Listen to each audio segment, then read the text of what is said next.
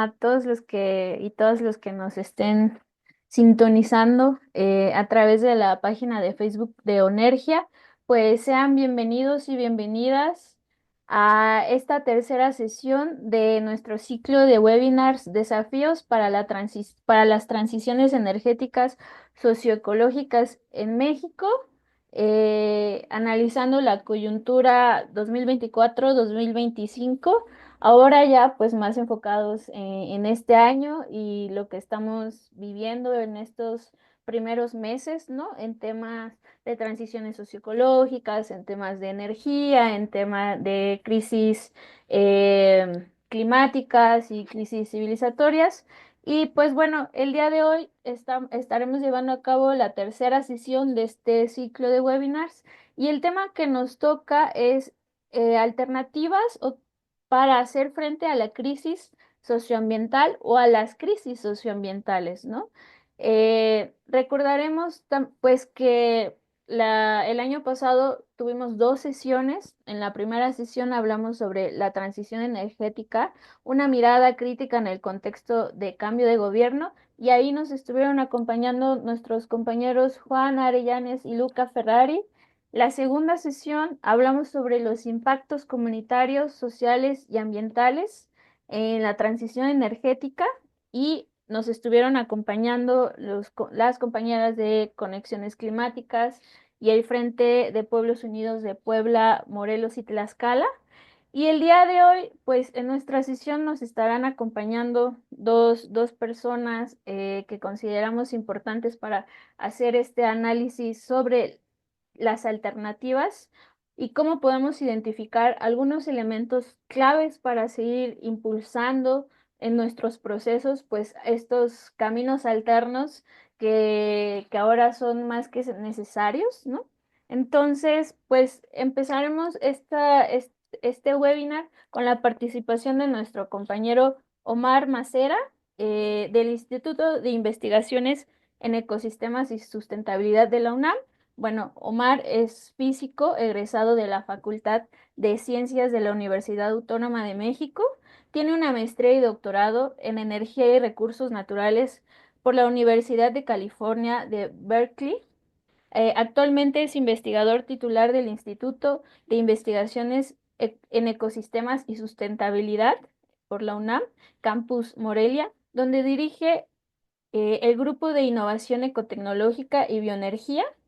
Ganó el Premio Nobel de la Paz en 2007 como parte del Grupo Intergubernamental de Expertos sobre Cambio Climático y el Premio Nacional en 2015 en el área de innovación tecnológica. Y bueno, pues así es como damos la bienvenida a nuestro compañero y al cual le agradecemos muchísimo que nos pueda compartir y de sus saberes y nos pueda regalar estos minutitos de su tiempo. Entonces, pues adelante, Omar, si quieres compartir pantalla, pues es todo tuyo, la plataforma. Muchas, sí, muchas gracias, Sofía. Pues sí, voy a entonces a compartir mi pantalla. Me da mucho gusto estar con ustedes hoy. Y entonces déjenme ver nada más que esté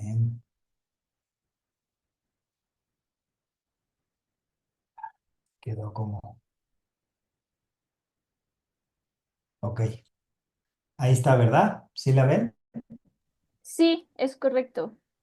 Bueno, pues justamente, ¿no? Bueno, como saben, yo trabajo el tema de la energía y sobre todo el tema de cómo poder impulsar un proyecto, lo que llamamos nosotros la transición energética justa y sustentable, eh, pero orientada y trabajada desde y para el bien común, ¿no? Entonces, quedamos con Sofía de hacer una presentación rápida de algunos de de elementos básicos, ¿no? Que nos sirvan para entender entonces el porqué de estas alternativas y un poco qué se puede hacer, ¿no? Entonces, bueno, la primera cosa, esta voy a ir muy rápido, pues es obviamente que cuando hablamos de crisis climática, o de emergencia climática, ya se habla, porque es un tema muy complejo que toca todo, ¿no? Toca cuestiones que tienen que ver con los huracanes, con las sequías, con los incendios, con todo efectos que se van a llamar no lineales o inesperados, ¿no? Que pueden pasar, pero también habla de un mundo tremendamente desigual, ¿no? Donde 1% de los emisores producen 1000 veces más CO2 que el 1% más pobre, y sobre todo, bueno, en un contexto, me faltó, este fue de la última COP antes de que llegara Trump, pero bueno, de hipocresía total, donde pues realmente no está incluso las negociaciones ya a cargo de países, de las COPs en países que son exportadores de petróleo. Y bueno, me faltaría aquí la foto de Trump, donde ahora ni siquiera ya se está pensando o sea, se está volviendo al negacionismo climático, ¿no? La verdad es que no hay un nulo progreso, ¿no? O sea, necesitamos nosotros en la gráfica de la izquierda, lo que muestra son las emisiones, ¿no? Actuales y después a futuro, cómo necesitamos, cómo vamos, que es la de arriba, arriba de todos, y cómo a lo que necesitamos llegar para el 1,5, para no pasar el 1,5 de temperatura, pues que se necesita reducir a cero en 25 años, ¿no? 50.000 millones de toneladas para llegar. Y bueno, estamos muy, muy lejos de poder llegar a eso. El año pasado se pasó incluso por un año, ¿no? No quiere decir en promedio, pero ya se pasó los 1,5 grados, y las emisiones y el consumo de energía fósil continúa aumentando, ¿no? A la par, pues hay lo que decía, ¿no? Es un problema que tiene que ver también con las estrategias económicas, ¿no? Mientras que hay el 1% posee el 30 y casi el 40% de la riqueza, el 50% solamente el 2%, y pues ahí aquí se ve en la gráfica, ¿no? Casi está de hecho cortada ahí 1000 veces más. Imagínense una persona que emite 1000 veces más que la otra, ¿no? Y a su vez, pues hay una gran rezago en el acceso a la energía, que se llama, de hecho, pobreza energética, ¿no? En México hay incluso 25% del total de localidades que presentan un alto rezago en términos de acceso a servicios, etcétera, ¿no? Eso se cataliza en la parte energética, con lo que les decía, ¿no? La dependencia creciente de combustibles fósiles, ¿no? Que representan 80% del consumo global de energía y más de 70% de las emisiones. Y aunque ahí arribita se alcanza a ver así una pequeña cosita de los renovables, lo único que han hecho los renovables es pues añadirse, ¿no? Al consumo. Pero como ven en la gráfica de la derecha, las emisiones globales continúan aumentando de manera exponencial, ¿no?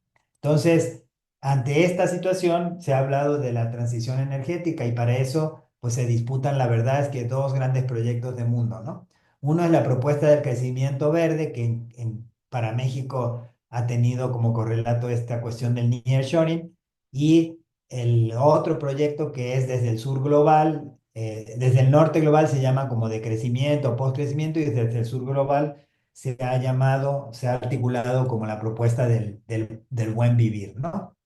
Entonces, el crecimiento, la primera, es un proyecto que ustedes ya hablaron anteriormente, por eso no me voy a detener en ella, pero básicamente es creer que los recursos renovables van a simplemente poder eliminar el uso del petróleo, pero sin ningún tipo de cambio en los patrones de uso, en la distribución de la riqueza, incluso en las formas de desarrollo tecnológico, etcétera, ¿no? Entonces, aquí abajo está el innombrable, tiene varios símbolos, ¿no? Como el auto eléctrico, el coche eléctrico, los aerogeneradores, miles de proyectos, megaproyectos, pero también, y lo que se menciona menos, es que incluso bajo este escenario se acepta que un 20% de las emisiones ni siquiera se van a poder mitigar y entonces tenemos que depender de estos gigantescos proyectos de geoingeniería, ¿no? Entonces, al final de cuentas, pues es un mundo, es un proyecto de mundo, como dice ahí el chiste, que es más de lo mismo, ¿verdad? No es sustentable y va a implicar un mayor extractivismo, más inversión y ganancia para las mismas corporaciones que son las que han causado el problema, ¿no? Entonces, con ese telón, digamos, con ese alternativa que incluso ahora hasta está siendo pulverizada, ¿no? Con los escenarios ya incluso más de profósiles, digamos, de la ultraderecha, pues lo que ha estado por emergente y también como alternativa es un proyecto de un nuevo imaginario de mundo donde se dice, no, pues es que no podemos seguir con lo mismo, ¿no? Hay que cambiar el imaginario, hay que cambiar de proyecto de mundo, ¿no?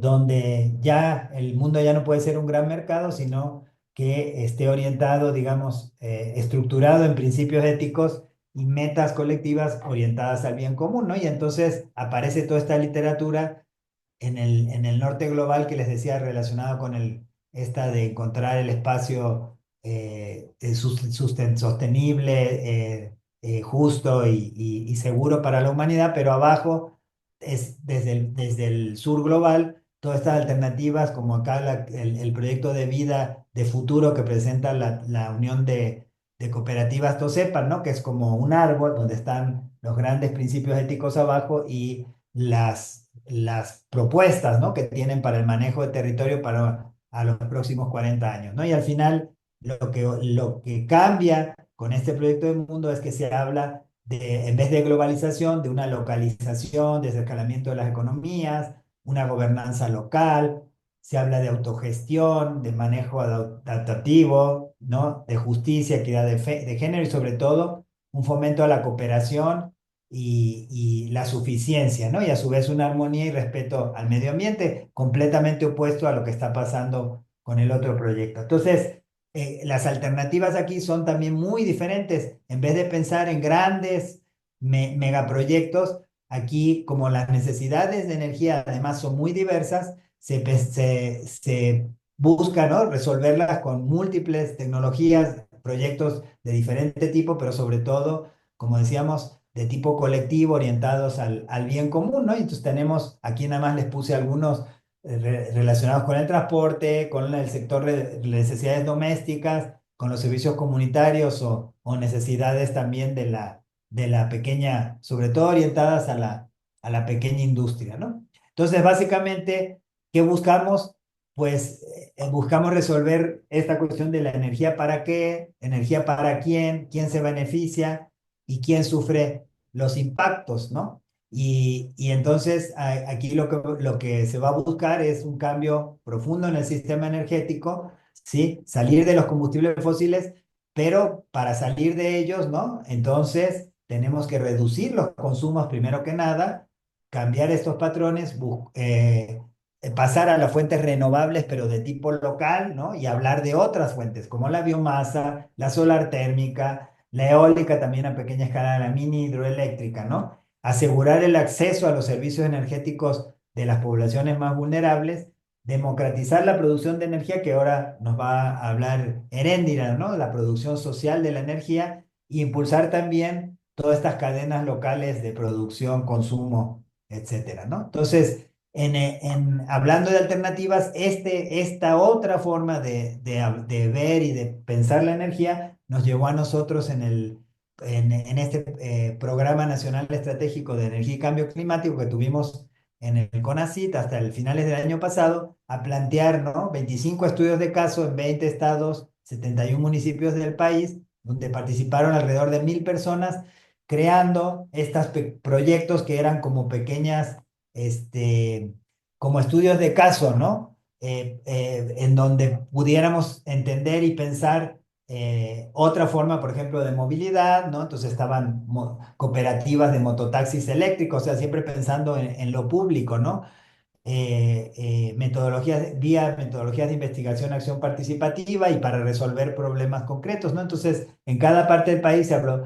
eh, dar valor agregado a la producción agrícola mediante la deshidratación de productos, el secado solar, la utilización de biodigestores para tratar los residuos y producir fertilizantes y energía limpia, toda la cuestión de las estufas eficientes de leña y hornos para el uso doméstico y la pequeña industria, calentadores solares, en fin, ¿no? Riego, bombeo solar, etcétera, ¿no? Y todo articulado en grupos donde partía de las mismas organizaciones, no son la tecnología la que se va y se pone, sino más bien se parte de la necesidad y se trabaja en conjunto, ¿no? Incluso llegamos a desarrollar dos centros regionales de innovación donde ahora se forman, ¿no? Se forman nuevos promotores comunitarios en ecotecnologías, ¿no? Y eso vale tanto para el sector rural como para la parte urbana, ¿no? Acá hay más ejemplos de lo rural, pero también vale. Y entonces hay toda una serie de elementos. Me faltó ahí poner la parte como de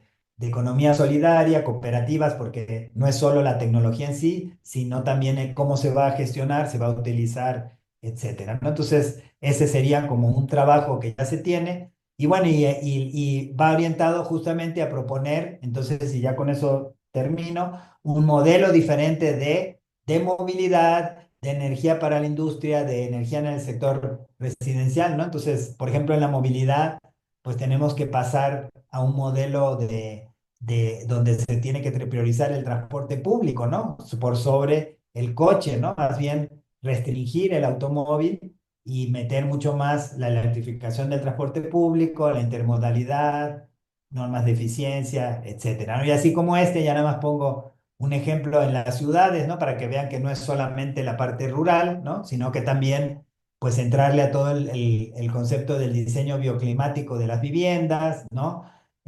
Todas las cuestiones del reuso, reciclaje, el ahorro, ¿no? De energía en equipos, pero vía también el uso, ¿no? Y obviamente aumentar la oferta de energías renovables, pero pensando ahora sí, no en el uso individual, sino, por ejemplo, se pueden hacer cooperativas en los fraccionamientos, en organizaciones para producir la energía solar en los techos, producir energía calorífica, también calentadores solares para ahorrar gas, etcétera, ¿no? Entonces, bueno, hay muchos ejemplos, lo dejo aquí y como una pequeña, una probadita de las cosas que hemos hecho y lo que yo creo que por dónde debería ir justamente esta generación y difusión de alternativas. Gracias.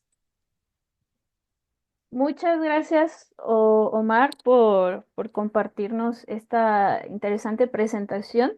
Pues es bien importante como todo lo que vas comentando, sobre todo en función de el modelo de vida o el proyecto de vida, ¿no? Entonces, como justo en este momento, la coyuntura que estamos viviendo, ¿no? Como de enfrentarnos a pues ya a las urgencias climáticas, a las que, que nos imponen como otras formas de pensar más allá, pues nos van diciendo como que tenemos que cambiar de forma de vida y en ese sentido coincidimos desde muchas organizaciones, pues que ver por el bien común y pensar en escalas comunitarias y colectivas pues es una alternativa, ¿no? Que no solo se tiene que aplicar de manera discursiva, sino que los procesos que construyamos de ahora en adelante, pues tienen que ser en aras de pensar en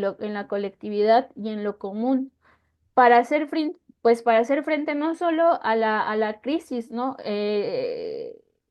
Pues ambiental, o ecológica, sino también para poder ver más allá de lo que a veces nos vuelven a replantear, pero que es lo mismo de antes, ¿no? Como pues capitalismo verde, ¿no? Que sigue apostando por megaproyectos y que sigue vendiéndonos pues un proyecto de vida pues que ya no hace sentido. Y dentro de eso hemos estado platicando sesiones atrás, pues cómo la transición energética, pues también pasa por esas luchas de discursos pues luchas sociales, ¿no? Como que tenemos que recuperar también la transición energética justa para la comunidad o el sentido de comunidad. Y en ese sentido, en este momento, pues en México es algo que estamos escuchando mucho es como la producción de energía, como la producción de energía pues sigue estando basada en las fuentes de energías fósiles. Y ese es todo un tema que no es tan sencillo de discutir. Hacer un cambio de fuentes requiere de mucho trabajo, o sea, se puede lograr, pero tampoco son procesos mágicos, ¿no? Y en ese sentido, el papel que juega la electricidad y el sector eléctrico, pues es bien importante, ¿no? O sea, porque algo que estamos viendo es que la forma de vida actual y hacia el futuro nos la quieren vender como una forma que pasa mucho por la electrificación de nuestras formas de vida, ¿no? Entonces ahora la electricidad ya no solo nos permite iluminar, también nos permite tener acceso a la salud, a la educación y nos mantiene comunicados ya no solo en el teléfono, sino ahora a través de las redes sociales. Entonces, pensarnos ahora en un mundo en donde no hay electricidad, pues es pensarnos, pues no sé, a veces ni siquiera nos podemos imaginar. Sin embargo, la demanda hoy que tiene el planeta de producción de electricidad, pues no es sostenible, ¿no? Y entonces aquí hay un punto muy clave que tú nos pones en la mesa de cómo nos vamos a pensar también la producción de electricidad, no solo en el país, sino en el mundo.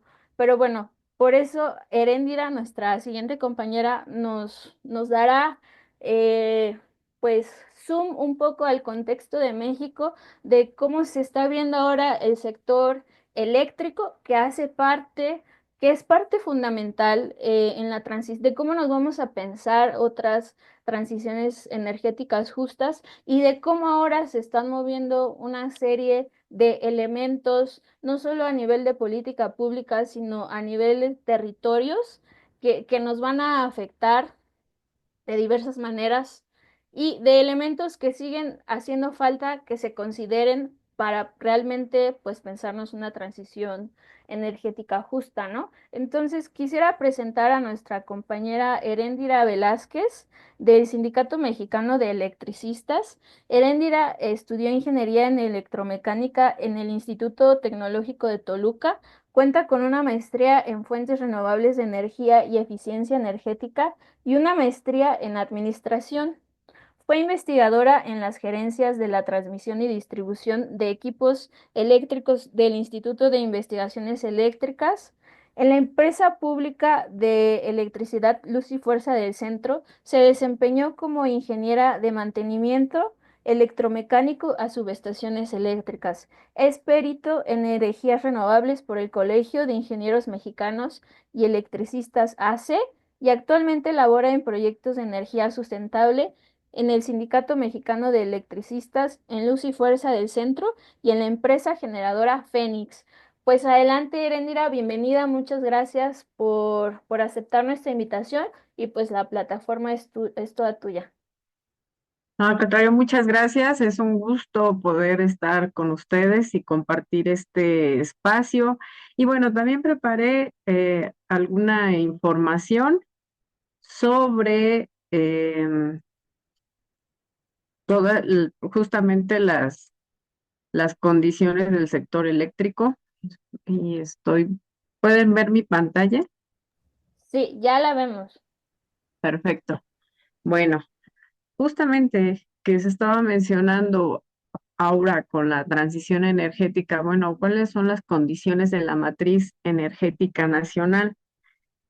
De acuerdo con el PRODECEN del 2024, vemos justamente cómo la generación de electricidad, el combustible o los combustibles que son más usados digo, no sé, aproximadamente un 70-80% estamos hablando de combustibles fósiles y todo por ejemplo, aquí vemos aquí en esta gráfica, todo lo que es el ciclo combinado abarca un 58% de generación, poquito más, y toda esta generación pues es a base de gas natural, que bueno, se conoce como un combustible de la transición para la transición energética, pero que pues no deja de ser un combustible fósil, ¿no? Y que por lo tanto pues sigue habiendo emisiones de gases de efecto invernadero. Y aquí hay otro tema, bueno, también este gas natural que no se captura aquí en México, sino que todo proviene de Estados Unidos, aproximadamente un 85% del total viene de Estados Unidos, pues también se habla de una dependencia energética y de por qué pues es importante justamente seguir trabajando en la diversificación de la matriz energética con otras tecnologías. Pero una cosa muy importante es que pues esa transición o esa matriz energética debe ser una especie de traje a la medida de las condiciones de México, con los recursos que cuenta México, porque ¿qué sucede, por ejemplo, con el caso de la tecnología fotovoltaica, de la energía eólica, que son tecnologías que no precisamente tienen su origen en México o que muchas veces se fabrican en México? Quizás se pueden ensamblar o producir algunos componentes, pero la mayor parte vienen del extranjero. Entonces, también es importante cuidar que México no tan solo seamos un mercado, un mercado de todas estas empresas globales que son las que realmente fabrican todas estas tecnologías.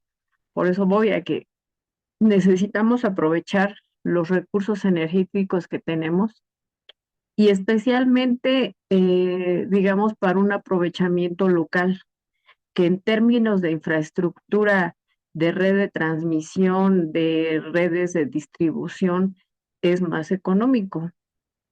Justamente pensar en eso y aprovechar más pues los recursos que tengamos en las comunidades, que si son ríos, que si son algunos canales de riego, todo eso se puede aprovechar. Si tenemos cierta capacidad de generación eólica, también hacerlo, aunque sea mini eólica, todo es muy importante. La bioenergía, todos los biodigestores, también es muy importante aprovecharlo, justamente si se tiene algún proyecto, algún proceso productivo agroecológico, esas tecnologías se puede aprovechar eh, de manera ya muy específica, pues para ese tipo digamos, de productores o producción que haya muy específica.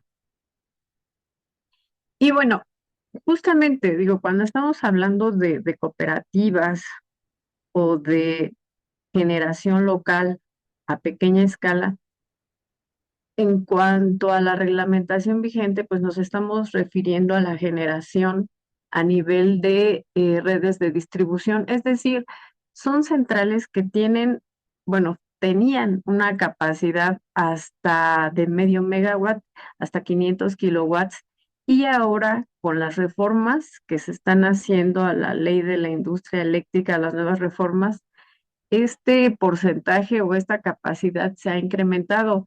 Ahora ya será permitido generar electricidad y conectarse a la red de distribución hasta una capacidad de 700 kilowatts.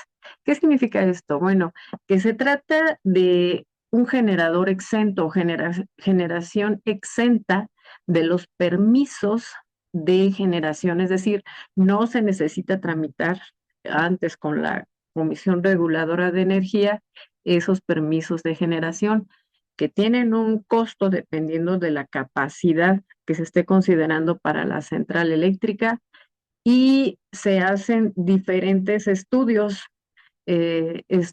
para la interconexión de esa nueva capacidad que se va a integrar a la red de distribución. Son estudios técnicos que nuevamente cada uno son varios y cada uno pues tiene cierto costo. Entonces, ahorita, ¿cómo? ¿Cuál es el estado de la generación distribuida aquí en México? Bueno, hasta el año 2024 tenemos una generación, una capacidad total instalada de 4.447 megawatts. Ujú. Esto, en términos de la matriz de generación nacional, la principal fuente o tecnología que se ocupa es la tecnología fotovoltaica, en un 99%. Ya el resto pues son pequeñas hidros, pequeños biodigestores, pero ya la participación es mucho más pequeña.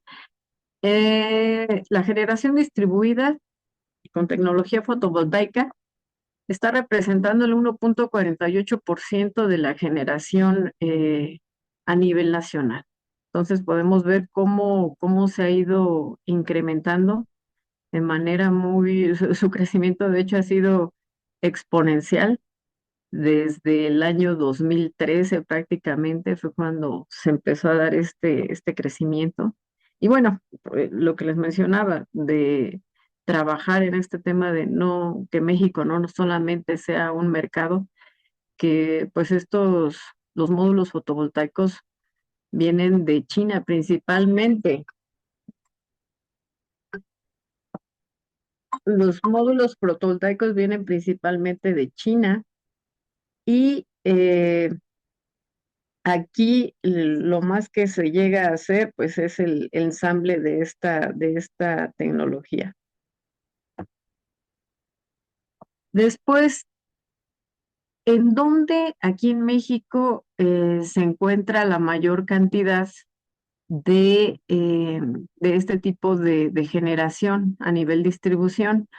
Bueno, pues se encuentra justamente en los estados de Nuevo León, Jalisco, Chihuahua, pero aquí ocurre una situación que las redes de distribución ya también han sido rebasadas en ciertas zonas. ¿Esto qué significa? Que ya no hay más capacidad de alojamiento, que cada conductor a nivel de distribución, y con nivel de distribución me estoy refiriendo a todos los postes de electricidad que vemos afuera de nuestras casas, sobre las calles, sobre las avenidas, y los transformadores que están en los postes, que tienen cierta capacidad de carga. Entonces esa carga ya ha sido rebasada, al igual que la capacidad de los transformadores, también tienen cierta capacidad. Y estas condiciones ya se han dado, ya se tienen actualmente en la Ciudad de México, en Monterrey, en Guadalajara. Es decir, la misma red de distribución tiene sus límites técnicos que ya requerirían de una mayor inversión, de robustecer, de reforzar esas redes de distribución.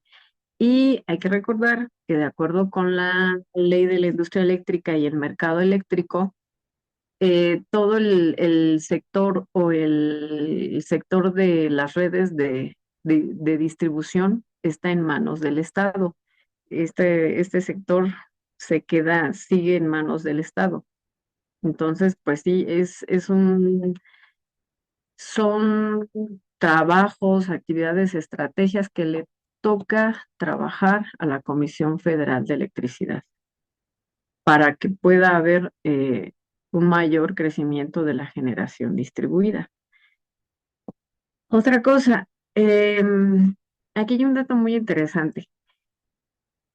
En cuanto a la generación distribuida, ¿cuáles son los regímenes de contraprestación que más se utilizan para de estas centrales fotovoltaicas cuando están conectadas a la red?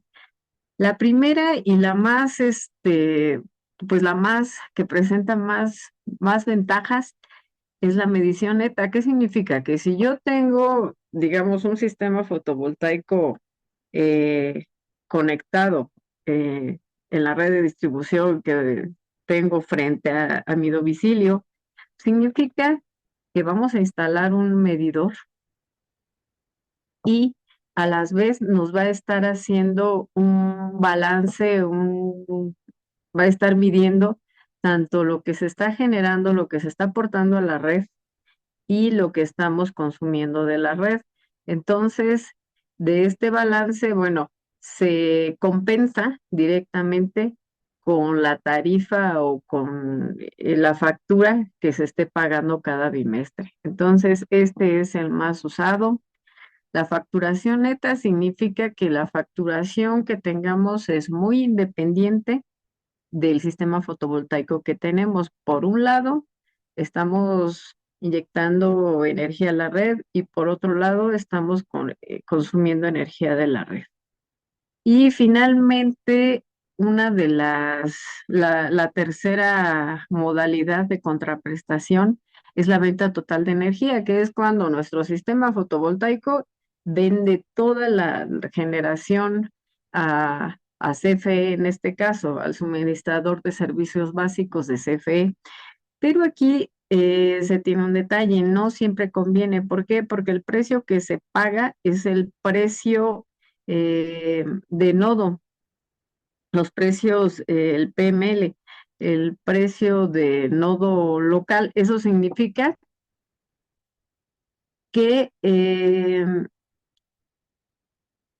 no todos los nodos, estos ya son, está relacionado con el mercado eléctrico, no todos los nodos de la red de distribución tienen los mismos costos. ¿Qué significa? Que cuando hay más consumo y menos generación, entonces la electricidad es más cara. Como tal, sigue las leyes del mercado. Entonces, de esto depende si convendría o no tener un esquema de venta total.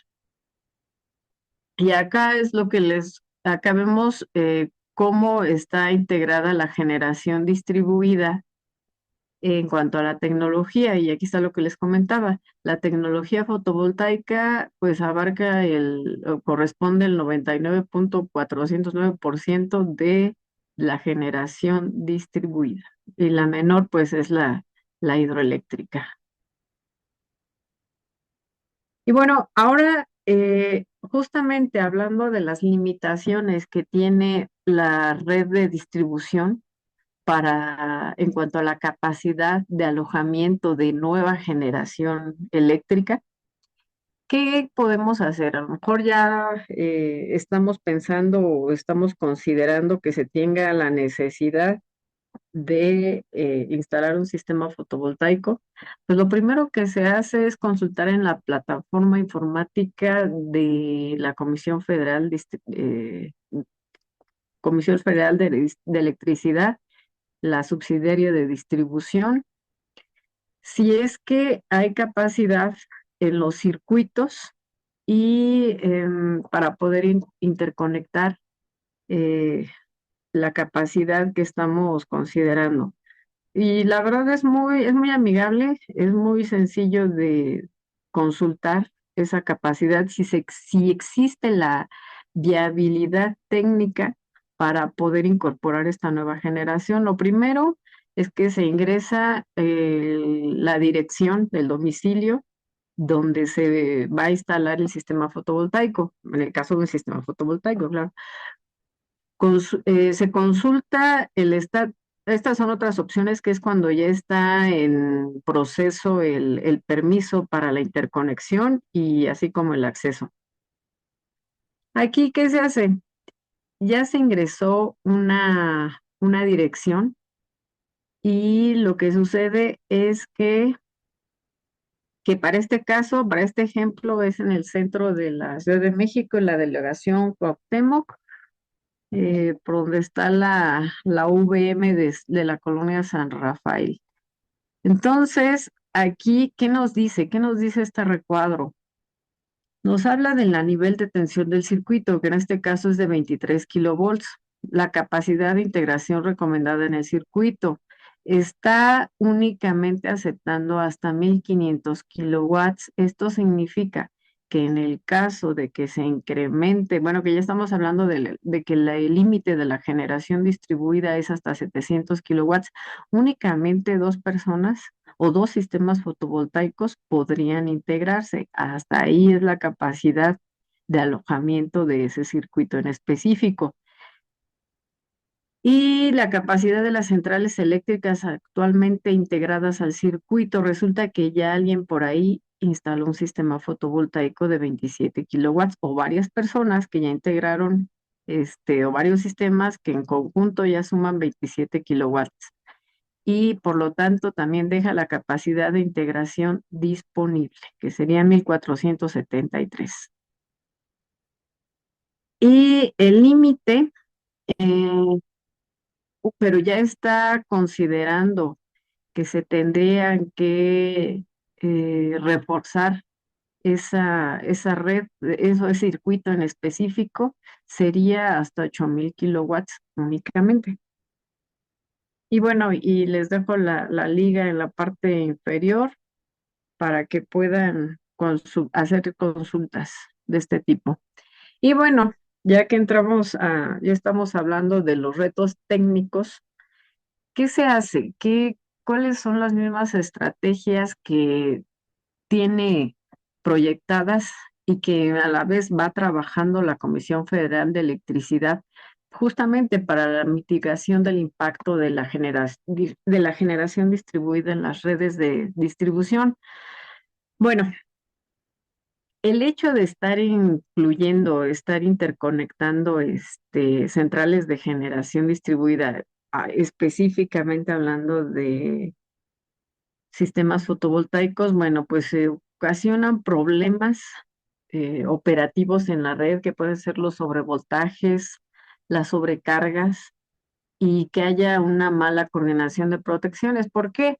Porque estas protecciones, por ejemplo, siempre se diseñan para una capacidad en específico, una capacidad límite, tiene cierto rango. Y cuando se rebasa este límite, pues ya empieza a haber problemas, ¿no? Entonces, aquí, ¿qué se está haciendo?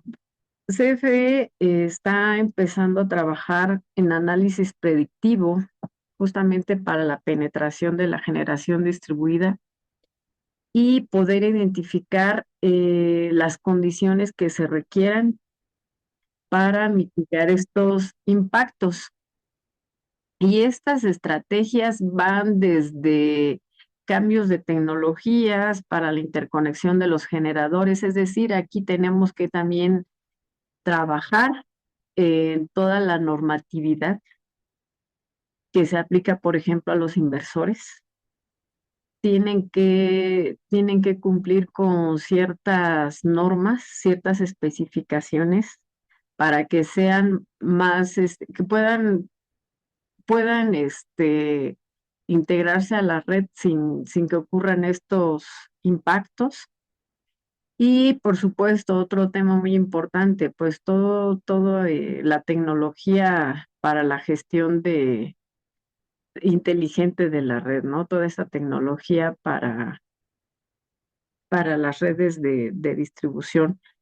Y, por ejemplo, ¿qué hace CFE? La recalibración. Cambio de conductores por conductores de mayor capacidad.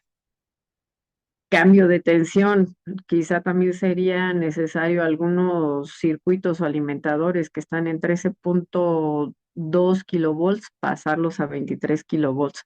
Cambios de transformadores. ¿Por qué? Porque la capacidad ya quedó superada o está a punto de rebasarse, ¿no? Reguladores de voltaje y también otro tema que es importante y que muchas veces se hace y que muchos luego no lo conocemos, pues es que es necesario restringir la generación de energía fotovoltaica.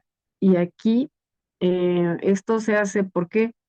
Porque hay momentos en los que en la red se presenta mucha generación de electricidad, pensemos que es fotovoltaica. Entonces, no hay el consumo necesario para mantener el equilibrio que debe mantener el sistema eléctrico en cuanto a la generación y la demanda, que debe ser igual. Entonces, ¿qué hacen? Pues tienen que sacar de generación las fotovoltaicas justamente. Eso es algo que también es algo que también pide CFE, que los sistemas fotovoltaicos tengan esas opciones o ya tengan esa integrada esa tecnología de comunicación, de telecontrol, para que desde los centros de control de CFE y el CENACE, el Centro Nacional de Control de la Energía, puedan desconectar y conectar estas centrales de generación en el momento que la red eh, de distribución lo requiera. Ujú. Y bueno, otra de las estrategias, justamente digo, aquí estamos hablando ya de luchas sociales, de, y que justamente el Sindicato Mexicano de Electricistas está acompañando, pues, y esto es también para abatir la pobreza energética, es que necesitamos un ajuste de tarifas y que además el derecho, se reconozca el derecho humano a la energía a nivel de la Constitución mexicana.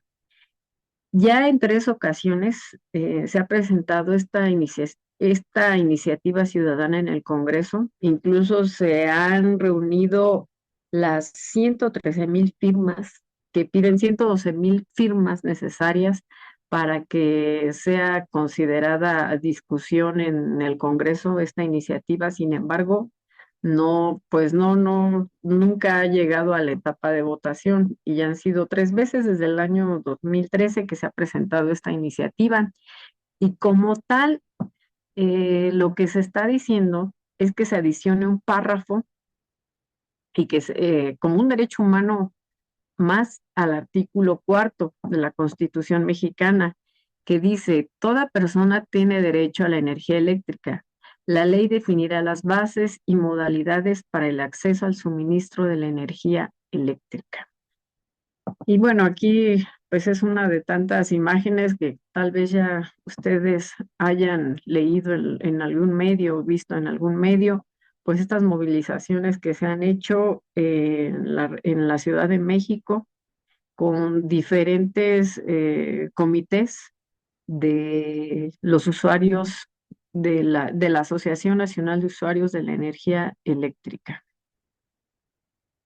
Y bueno, todo esto se dio, este movimiento surge o esta asociación de usuarios surge cuando se da la transición, no les platico rápido, la transición de todas las instalaciones de Luz y Fuerza a CFE, como se hizo de una manera desordenada, también los usuarios pues padecieron todo toda esa desorganización en el sentido de que no había registros de mediciones para cada usuario doméstico y empezaron a llegar los recibos muy, muy excesivos, ¿no? Muy altos.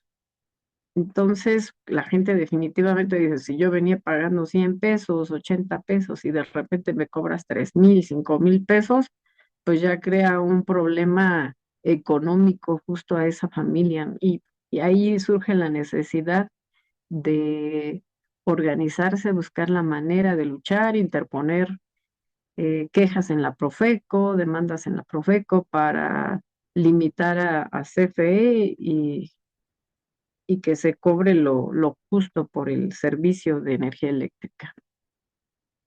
Y bueno, ya también se había hablado, Omar ya nos había compartido unos ejemplos de cooperativas energéticas que justamente ahorita que se están modificando la ley de la industria eléctrica y que estamos en espera de las leyes secundarias, de que ya se publiquen, Bueno, pues se tienen estas opciones, justamente lo que les mencionaba, del incremento de la capacidad hasta 0.7 megawatts para la generación distribuida y que aquí, eh, pues es una opción que se tiene y como siempre se debe evaluar qué tanto se necesita esta energía, porque también tiene un costo y ahí es donde también se tiene que ver que haya medios de financiamiento o instituciones de financiamiento, que haya apoyo para este tipo de centrales de generación, que ya se sabe que es generación local, pero que al final de cuentas, cuando es generación distribuida, siguen interconectados a la red. O sea, realmente se está consumiendo la energía de las redes del suministro de CFE. Eso es lo que no hay que perder de vista, a menos de que se cuente con baterías para almacenar la energía y se ocupe esa energía en los horarios, por ejemplo, en la noche, cuando ya se necesita, ¿no? También se tiene otra opción para el consumo, autoconsumo aislado. Esto significa que la energía que generemos no se va a subir a las redes generales de distribución. Y aquí ya se va a permitir una capacidad de hasta 20 megawatts, pero aquí ya vamos a requerir de un permiso con lo que antes, bueno, con el nuevo ente, la Comisión Nacional de Energía que va a haber ahora en lugar de la Comisión Reguladora de Energía y autoconsumo interconectado. Bueno, aquí este es el esquema que ya es mayor a 0.7 megawatts y donde ya se van a poder vender los excedentes, pero de forma exclusiva para CFE. Eso es algo que también destaca de esta reforma, de estos cambios que se están haciendo o se están aprobando para la ley de la industria eléctrica, que se permite la mayor participación del sector privado para el tema de la generación de energía. Entonces, abre una oportunidad justo para organizarse en cooperativas que requieran, que tengan ciertos procesos productivos o emprendimientos productivos que requieran de cantidades importantes de electricidad. Bueno, aquí ya nada más rápida, ya hablé rápidamente de los modelos de contraprestación, de los modelos de contrato. Y bueno, un tema muy interesante o bueno, otro tema que también nos puede servir como criterio para saber cuándo nos conviene invertir en una central en generación distribuida. Digo, lo más frecuente es que sea una instalación, un sistema fotovoltaico.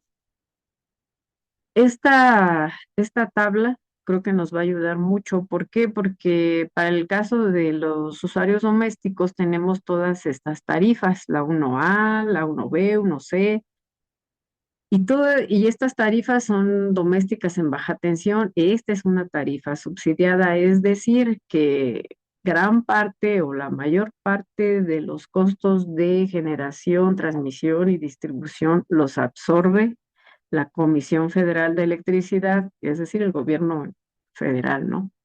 Aporta este presupuesto. Y aquí, como esta tarifa es subsidiada, pues los proyectos en generación distribuida no son rentables. ¿Por qué? Porque la tasa de retorno de la inversión pues rebasa fácil los 6, 7 años, se puede ir a mucho más, entonces no es conveniente. Si tenemos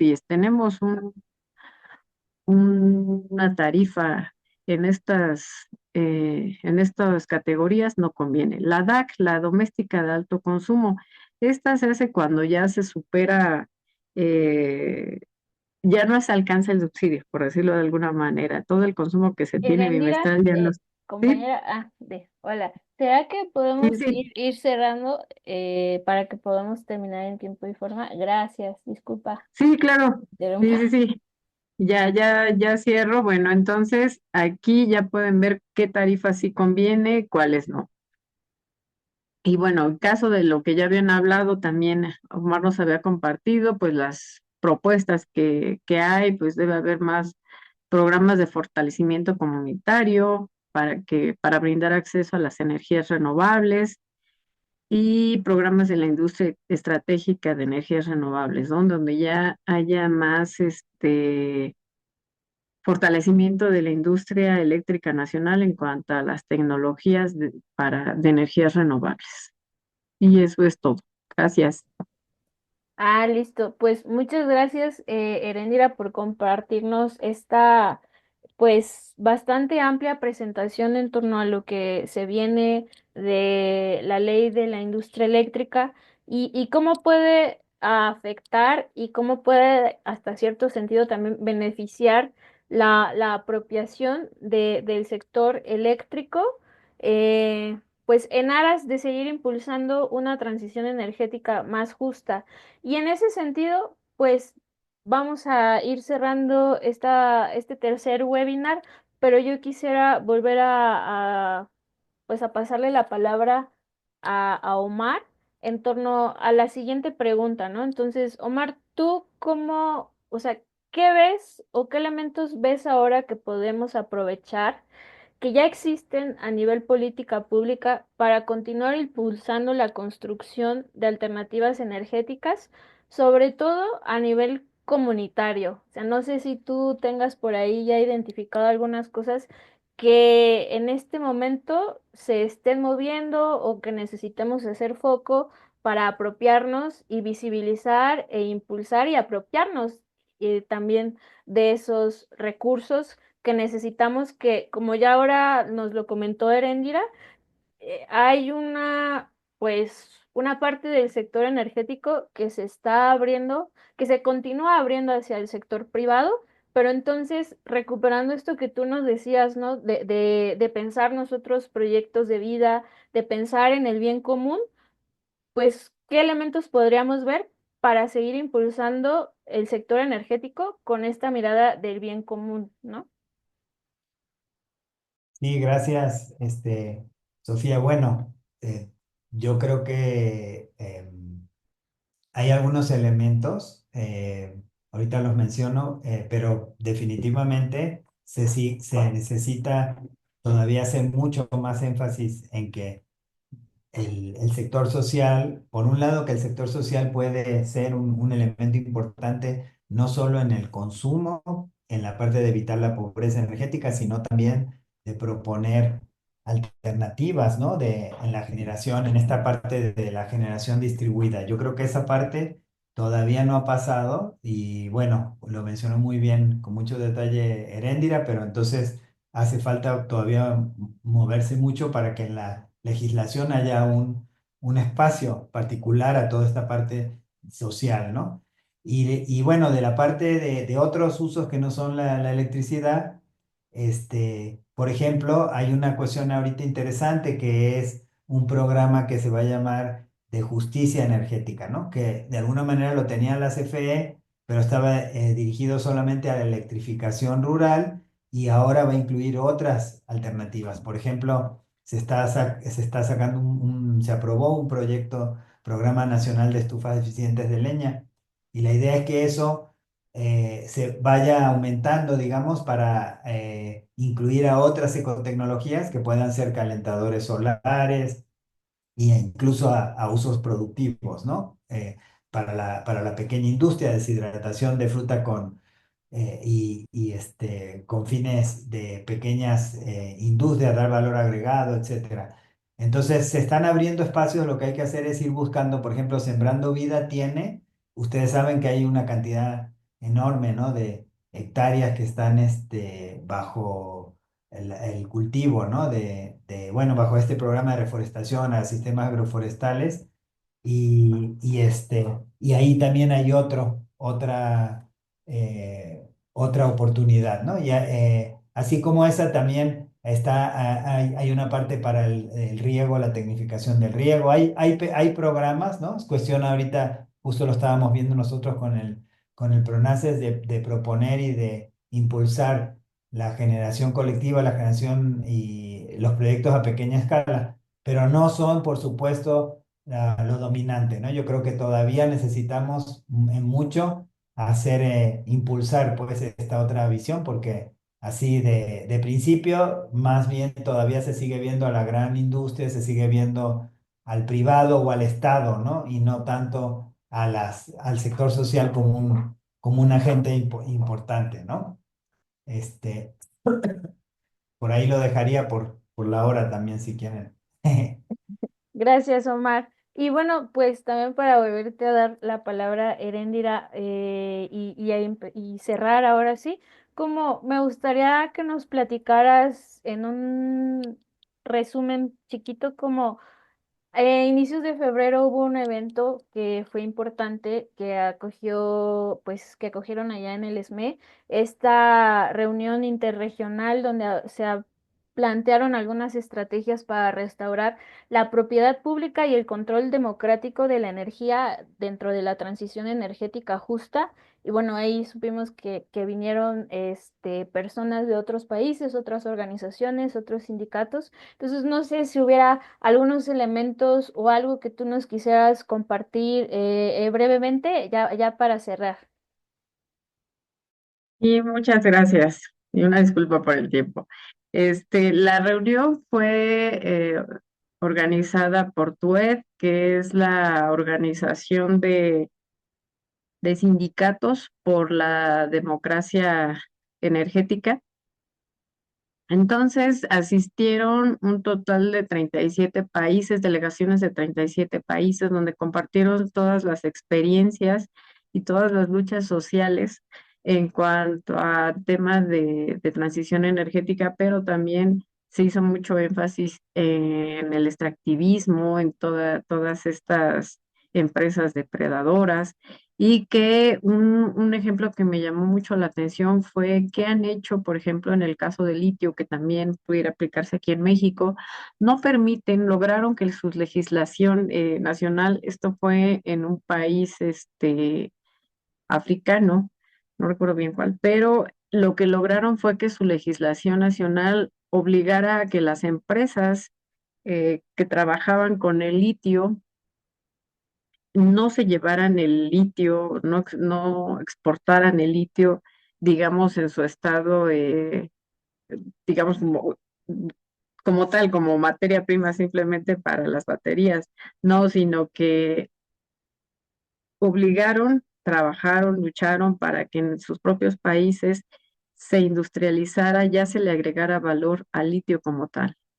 Eso es lo que están ellos recomendando, que no se permita que los recursos naturales salgan de los países de origen sin dejar algún beneficio para la economía local, para la sociedad local.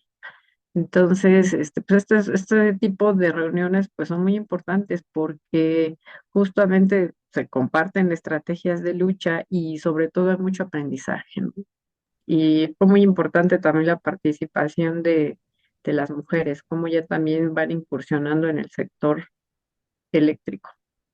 Muchas gracias, Erenira. Y bueno, y como pues agradecerles a ambos por su tiempo, su participación. Sin duda alguna, pues estos temas son de discusiones amplias que se tienen que seguir pues poniendo, visibilizando.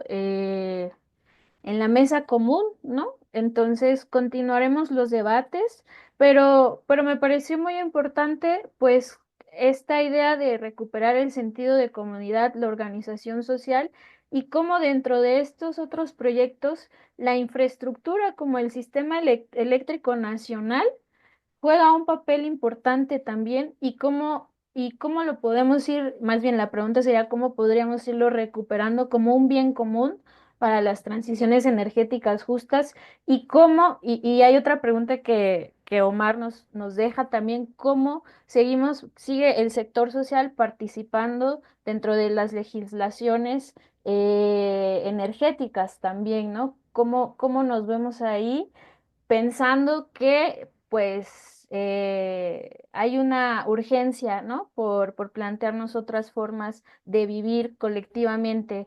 Y pues me parece también, yo quisiera dejar como esta conclusión de pues la importancia de recuperar la gestión comunitaria de los bienes comunes, no solo para impulsar las transiciones energéticas, sino para impulsar pues los planes de vida colectivos y colectivas en nuestros territorios. Y bueno, pues muchas gracias. Les invitamos a que nos puedan acompañar en los siguientes webinars. Nos hacen falta dos.